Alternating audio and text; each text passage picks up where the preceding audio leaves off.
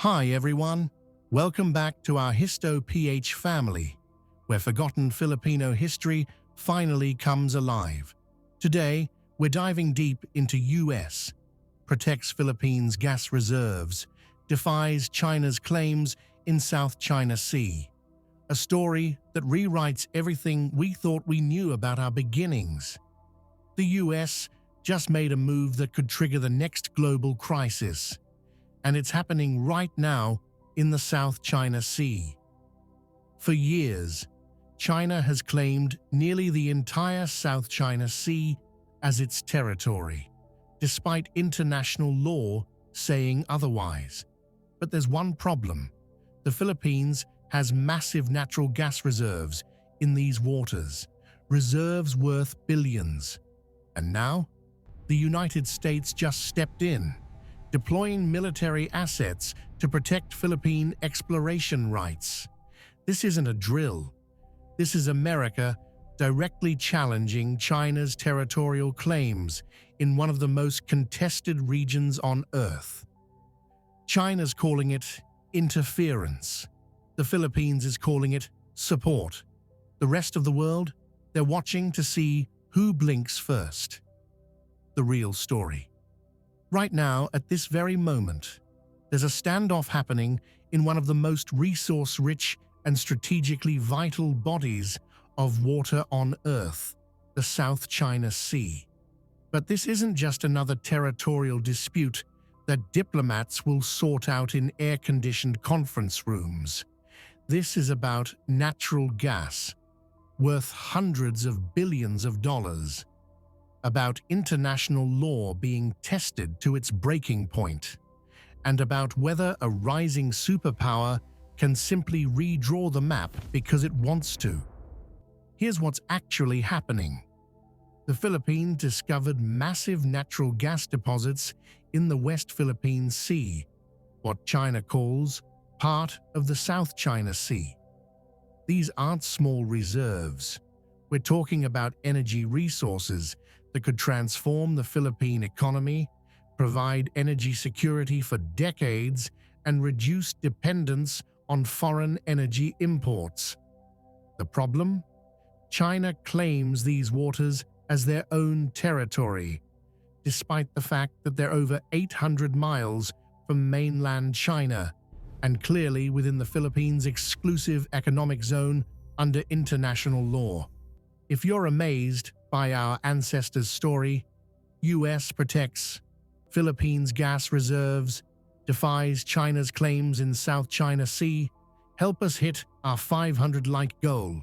Drop a comment about your favorite fact and subscribe to join the HISTOPH family. For years, this was a war of words and legal briefs. The Philippines took China to international arbitration in 2016 and won. A tribunal at The Hague ruled decisively that China's claims had no legal basis. China's response? They ignored it completely. They said the ruling was nothing more than a piece of paper and continued building artificial islands, installing military bases, and harassing Philippine fishermen and research vessels in what is legally Philippine waters. But something changed recently.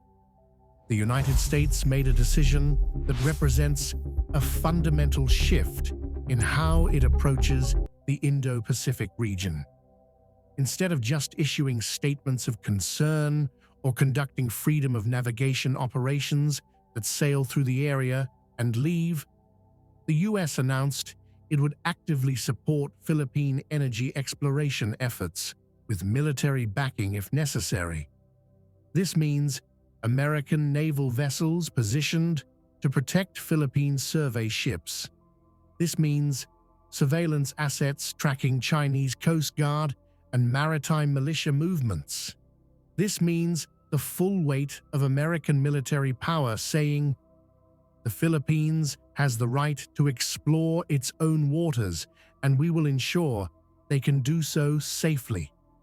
The implications are staggering.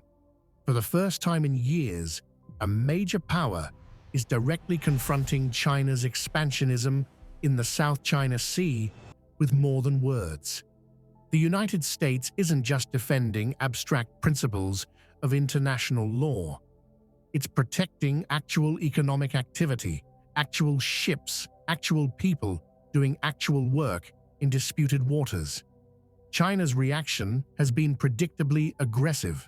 State media has unleashed a barrage of articles calling this American interference and provocation.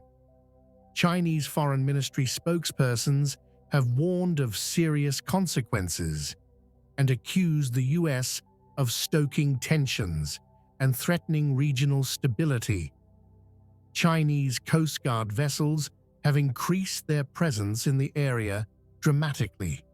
Chinese maritime militia, fishing boats that are actually controlled by the military, are swarming around Philippine exploration vessels. The message from Beijing is clear. These are our waters, and we will not tolerate outside interference. But here's what makes this moment so significant.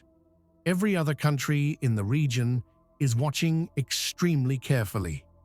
Taiwan is watching, wondering if America would defend them with the same resolve if China made a move.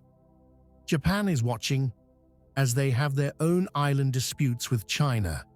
Vietnam is watching, as they've lost fishermen to Chinese aggression in these same waters. South Korea, Singapore, Indonesia, Malaysia. Every nation that relies on freedom of navigation through the South China Sea, which handles over $3 trillion in annual trade, is taking notes on what happens next.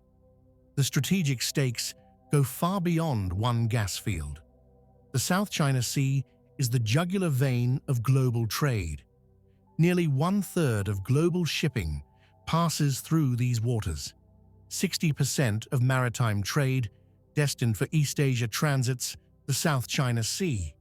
If one nation can unilaterally control access to these waters, they effectively control a choke point for the global economy. China knows this, America knows this, and every nation in the region knows this. The energy dimension adds another layer of complexity. The South China Sea contains an estimated 11 billion barrels of oil and 190 trillion cubic feet of natural gas. As the world transitions away from fossil fuels, these resources represent decades of valuable energy reserves, and nations are not willing to simply give them up because China drew some lines on a map. For the Philippines, these gas reserves could mean energy independence, economic development, and leverage in regional politics. For China, controlling these resources means ensuring its own energy security and demonstrating that its territorial claims have teeth. What's fascinating about this moment is how it exposes the limitations of international law when facing a determined major power. The 2016 arbitration ruling should have settled this dispute. Under the United Nations Convention on the Law of the Sea, which China itself signed, the Philippines clearly has sovereign rights over the waters where these gas reserves exist. But China's position is essentially, we don't care what the tribunal says. We were here first. These have been our waters for thousands of years, and no international court can tell us otherwise. It's a direct challenge to the principle that international disputes should be resolved through legal mechanisms rather than power politics. The American decision to back the Philippines militarily represents a counter-argument. International law only matters if nations are willing to enforce it. The US position is that if countries can simply ignore legal rulings they don't like, then the entire international system collapses into might makes right.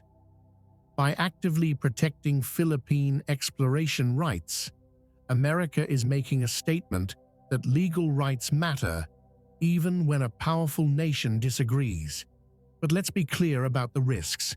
This is not a game. Chinese and American military assets are now operating in close proximity in contested waters. The potential for miscalculation, for an accident, for an incident that spirals out of control is very real. A Chinese Coast Guard vessel rams a Philippine exploration ship. An American destroyer intervenes. Chinese warships respond.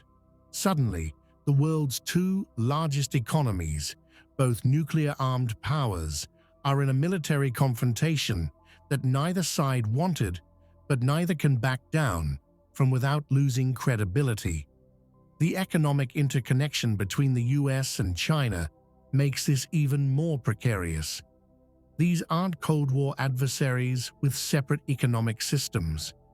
American and Chinese economies are deeply intertwined. Supply chains cross the Pacific in both directions. Chinese companies operate in America. American companies manufacture in China. A military conflict between these nations wouldn't just be catastrophic in human terms, it would shatter the global economy in ways that would take decades to recover from. Yet here we are, with warships and Coast Guard vessels facing off over gas deposits and legal principles and national pride. The rational move would be for all sides to step back, negotiate, find some face-saving compromise that allows everyone to claim victory. But nationalism is a powerful force. The Chinese government has spent years telling its population that the South China Sea is sacred Chinese territory. The Philippine government has staked its credibility on defending its sovereign rights. The American government has promised its allies that it will stand with them against aggression. These positions are not easy to walk back from. What happens next will define the geopolitical order of the 21st century.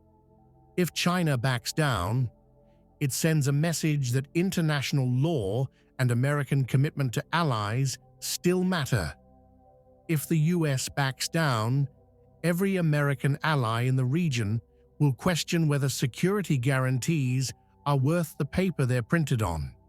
If both sides hold firm and refuse to compromise, we could be watching the early stages of a conflict that no one wants, but everyone feels compelled to pursue. The irony is that there's probably enough natural gas in these waters for everyone to benefit if they could just agree to share it. Joint development agreements have been proposed before.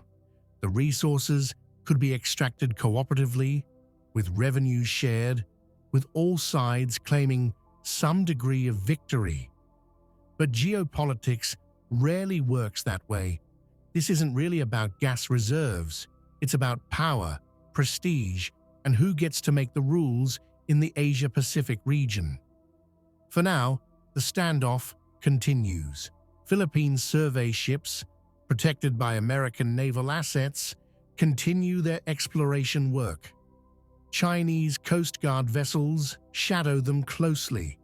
Both sides issue statements about defending their rights and maintaining regional peace while simultaneously preparing for potential conflict. Diplomats in capitals across the world work frantically behind the scenes to prevent this situation from exploding into something far worse.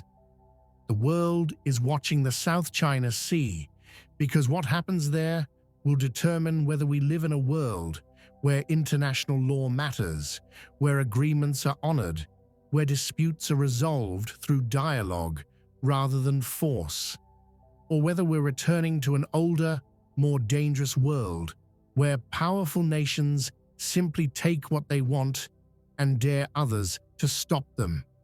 This is the story that will shape your future, whether you realize it or not, because the principles being contested in these waters, sovereignty, international law, freedom of navigation, alliance commitments, These aren't abstract concepts. They're the foundations of the global order that affects everything from the price of the products you buy to the security of the world you live in.